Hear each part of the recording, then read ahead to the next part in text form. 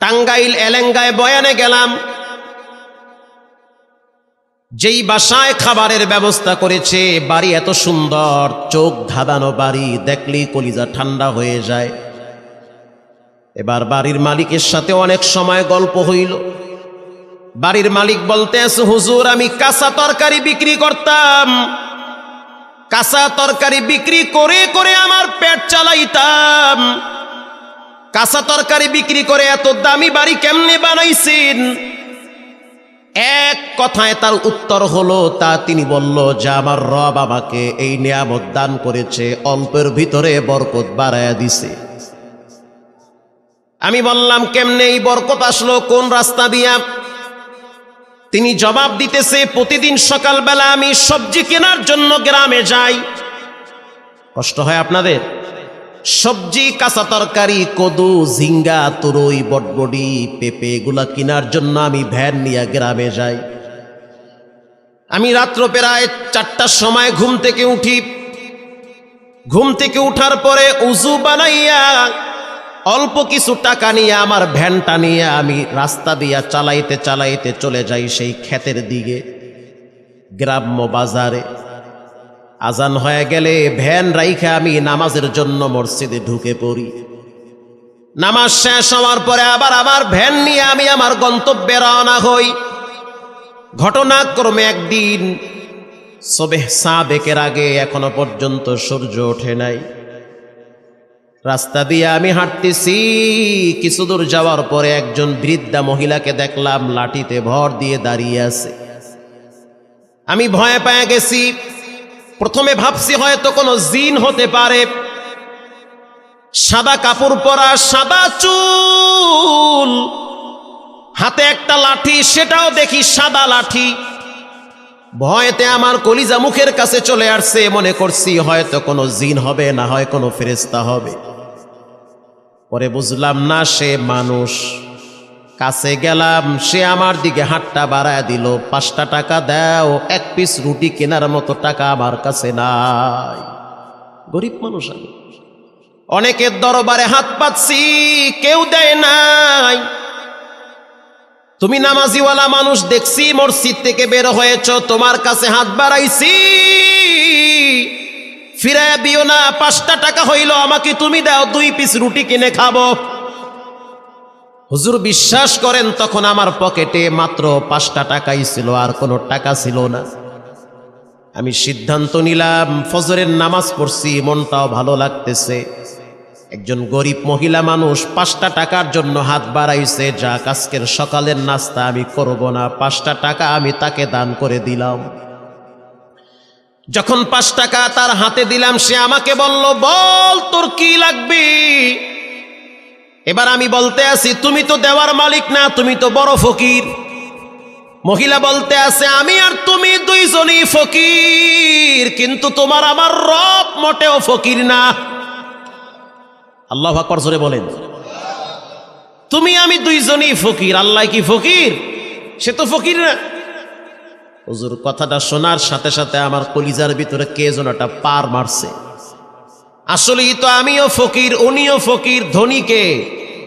আল্লাহ তাআলা। কাদেরে কুদরত দারি বরকামাল, আনতা রব্বি আনতা হাসবি জুল জালাল। যেটা কেউ পারে না, সেটা পারেন কে? আল্লাহ পাক। হুজুরের পরে দেখলাম মহিলাটা 2টা হাত উপরের দিকে তুলে দিছে। দেওয়ার আগে আমি আমার ওই বুড়ি মহিলাকে বললাম যে তুমি একটু দোয়া করো যে আল্লাহ যেন আমার একটা বিল্ডিং বাড়ি করার তৌফিক দেয়, কারণ আমার ঘরে একজন তোমার মতো মা আছে। বৃষ্টির পানিগুলা যখন পড়ে, আমার মায়ের মাথায় গিয়া পানির ছিটা পড়ে। তুমি মুসাফির মানুষ, আমার জন্য একটু দোয়া করো যেন রব্বুল আলামিন আমাকে একটা ঘর করার তৌফিক দেয়। কারণ টিনের ভাঙ্গা ঘর, পানির ছিটা পরে পরে রাত্রিবেলা আমরা ঘুমাইতেও পারি না। এমন গরিব সমাজে আছে না? নাই। সামর্থ্য নাই একটা বাড়ি করবে। এবার বুড়ি মহিলা 2 হাত তুলে দিয়া বলতে আছে, আল্লাহ এখনো পর্যন্ত সকালের সূর্য উঠে নাই, এখনো পর্যন্ত দোয়ার দরওয়াজা ক্লিয়ার আছে। আল্লাহু আকবার। আমি একজন বুড়ি মহিলা, জানি আমি দুর্বল, তুমি তো মোটেও দুর্বল না। অতএব তুমি আমার দোয়াটা কবুল করে নাও, এই সবজিওয়ালার জন্য ভালো একটা বাড়ি করার তৌফিক দান করো। হুজুর বিশ্বাস করেন, এরপর থেকে প্রতিদিন আমার ইনকামের ভিতরে কেমনে জানি আল্লাহ পাক ডাবল বরকত বাড়ায় দেয়। আমি আস্তে আস্তে কিছুদিন পরে দেখলাম ব্যবসায় খালি উন্নতি হচ্ছে। 4-5 দিন পরে আমি ভ্যান বাদ দিয়া টমটম নিলাম, মাল বোঝাই করে ঢাকায় পাঠাই। যখন দেখলাম টমটমেও সাপ্লাই দিয়া কুলাইতে পারি না, তারপরে আমি পিকআপ নিলাম। পিকআপে মাল লোড করে যখন কুলাইতে পারি না, তারপরে আমি ট্রাক লোড করলাম। কন্টিনিউ এখন প্রতিদিন 8-10 ট্রাক আমার সবজি কারণ বাজারে চলে যায়। আর আল্লাহ পাক এত বরকত দিয়েছে, প্রায় 2 কোটি টাকা খরচ করে আমি এই সুন্দর বাড়ি বানিয়েছি। আরো জোরে সুবহানাল্লাহ। দেওয়ার মালিক কে? আমি আপনাদের পাশে এক এলাকায় আসছিলাম, নন্দীগ্রাম ধন্দার বাজার মনে হয়, ধন্দার একটা আছে না একদম বাজারে, এই গত সপ্তাহে মনে হয় ধন্দার বাজার। সেখানে একজন ব্যবসায়ী আছে, তিনি শ্যামবাজারে আলু পাঠায়। আলু আছে না আপনার দেশে? আলু দেখতে মনে হয়েছে খয়রাতি। ওরে আল্লাহ, দেখি হে কয়েক কোটি টাকার মালিক। দেখলে মনে হয় না, মনে হইতেছে ওই খেদ্দে উঠতেছে। পরে দেখলাম কন্টিনিউ তার কয়েক ট্রাক আলু ঢাকায় ঢুকে দৈনিক এই সিজনে। আল্লাহু আকবার। তিনি আমার হিসাব দিল, হুজুর আজকে আমার লাভ হয়েছে 2 লক্ষ টাকা। 2 লাখ পুরা মাহফিলের খরচ আমি একাই দিই। আল্লাহু আকবার। একদিনের লাভ। তিনি আমার টেলিফোন করছে, হুজুর কদ্দুর আইছেন? গত জুমার দিন। আমি বললাম যমুনা পার হইছি। আমি তো মির্জাপুর একটা জায়গা আছে না, মির্জাপুর বাজারে আছি আমি তো বেটাইমে মির্জাপুর কে? মাহফিলের কার্যক্রম চলতে আছে, আমার ব্যবসা তো বন্ধ নাই, সেটাও চলতে আছে। তার মানে কি? মানে হইছে আজকে আমি কয়েক ট্রাক আলু ঢাকায় পাঠাইছি। তখন বুঝলাম আল্লাহ পাক কাকে কোথা থেকে কিভাবে কপাল খুলে দিবে এটা কেউ জানে না, জানেন কে? আল্লাহ তাআলা। ওয়া আম্মাস সাইলা ফালা তানহার। কেউ যদি সাইল করে, না বইল না। যে তোমার কাছে হাত পাতে অবশ্যই তোমার চেয়ে সে দুর্বল। ঠিক না ঠিক? না বলিও না, কিছু দিয়া বিদায় দাও। আল্লাহ রাব্বুল আলামিন বলেন, ইয়াতলুনা কিতাবাল্লাহ, নিশ্চয়ই যারা কোরআন তেলাওয়াত করে, ওয়া আকামুস সালাহ, 2 নম্বরে যারা নামাজ পড়ে, ওয়া আনফাকু মিম্মা রাযাকনাহুম সিররা ওয়া আলানিয়াতান ইয়ারজুনা তিজারাতান লান তাবুর। 3 নম্বরে যারা আল্লাহর রাস্তায় দান করে, 3 গুণ যার ভিতরে থাকবে, রব্বুল আলামিন বলেন সে সফল, তার ব্যবসাটা লাগবে না। চিৎকার বের বলেন আল্লাহু আকবার। সে সফল, কামিয়াবি। এজন্য ভাইরা আমার, কোরআন তেলাওয়াত কখনোই অবজ্ঞা করা যাবে না। নিয়মিত কোরআন নিজেও পড়েন, সন্তানদেরকে পড়ান। বর্তমান শিক্ষানীতি ভয়াবহ শিক্ষানীতি। মনে করিয়েন না যে ফকিরের ছেলে মেয়ে মাদ্রাসায় পড়ে। না না, আমি যদি আপনাকে লিস্ট দেই আপনি তো আশ্চর্য হয়ে যাবেন। বর্তমান কয়েক ডজন এমপি আছে যাদের ছেলে মেয়ে কোরআনের হাফেজ, আলেম। আমি কয়েকজনের নাম বইলা দেই। কুড়িগ্রাম রানিং বর্তমান যিনি এমপি, সদরের এমপি যিনি, তার 2 সন্তান দোনোটাই কোরআনের হাফেজ, মাওলানা, মুফতি। সুবহানাল্লাহ। বাইতে গিয়ে কইেন, আমার আওয়াজ মনে হয় আপনারা বুঝেন না। সাউন্ড বুঝেন, অত ক্লিয়ার বোঝেন না, তাই না? না ভালো বোঝেন, সেটাও বুঝেন না। আওয়াজ যে বোঝেন না, সেটাও বুঝেন না। আমার কথা কি আপনারা বুঝেন? ভাই কথা বুঝে, আর আওয়াজ বুঝে? মাশাআল্লাহ, যাক আপনারা বুঝেন। এরপরে ময়মনসিংহ নাম শুনছেন না? মোমেন শাহী, এই যে সিংড়ার পরে, তাই তো? কাছে না দূরে?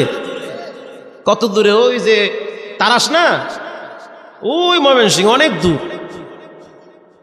সেখানে একটা থানার নাম আছে ভালুকা, নাম শুনছেন না? এটা মাথায় দেয় না খায়, এলাকার নাম ভালুকা। সেই ভালুকার বর্তমান যিনি রানিং এমপি, যেমনে হোক এমপি হয়েছে তো, কথা কন না কা হয়েছে না? তার সন্তান কোরআনের হাফেজ, একটা মেয়ে ওটাও আলেমা হাফেজা। সুবহানাল্লাহ, আশ্চর্য হয়ে গেল। র্যাবের সিনিয়র অফিসার, কোরআনের হাফেজ, আলেম, কিচ্ছু লাগবে না। ঢাকায় মার্কাজুল ফুরকানে একদিন যায়েন, মুগদা একটা মাদ্রাসা আছে মার্কাজুল ফুরকান ইন্টারন্যাশনাল। আপনি ঢুকলে মনে হবে আর এক জগতে গেছেন গা। গিয়া দেখবেন ডিবির বড় বড় অফিসার বয়া রয়েছে ভাত লইয়া, র্যাবের বড় বড় অফিসার বসে আছে ভাত নিয়ে, ছেলেদেরকে ভাত দিতে আসছে। সচিব বসে আছে সন্তানের জন্য নাস্তা নিয়া। আশ্চর্য হয়ে গেলাম, মনে করছি ফকিরের ছেলে মেয়ে মাদ্রাসায় পড়ে, তারা জবাব দিতেছে বর্তমান সামাজিক যে অবস্থা, ম্যাক্সিমাম ছেলে মেয়েরা নেশার সাথে জড়িত হয়ে যাচ্ছে। ক্লাস 7-এ পড়ে সেও দেখি বিড়ি খায়, আছে না নাই? ক্লাস 6-এ পড়ে সেও দেখি সিগারেট খায়, নেশার সাথে জড়িত হয়ে যাচ্ছে। মা বাবাকে মূল্যায়ন করতে চায় না। স্কুল থেকে কলেজে উঠলেই বলে আমার সিদ্ধান্ত আমি নিব, তুমি বোঝার কেডা? কথা কন না গা, মানে অনেক পণ্ডিত হয়ে গেছে। আবার একটা সময় দেখা যায় শিক্ষিত ছেলে মেয়েরা মা বাবাকে বৃদ্ধাশ্রমে রেখে আসে। হুজুর, এই দৃশ্যগুলো দেখার পরে কলিজার ভিতরে কামড় মারে। না জানি আমাদের ছেলে মেয়েগুলা নষ্ট হয়ে যায়। এজন্য সিদ্ধান্ত নিছি, ব্যারিস্টার বানাবো, জজ বানাবো, উকিল বানাবো, বড় বড় টেকনিশিয়ান বানাবো। প্রাথমিক শিক্ষা আমাকে কোরআন থেকে দিতেই হবে। কোরআন থেকে প্রাথমিক শিক্ষাটা দেওয়াই লাগবে। যদি না দেন, একটা সময় দেখবেন ছেলে আর মানুষের পর্যায়ে নাই, অমানুষের কাতারে চলে গেছে।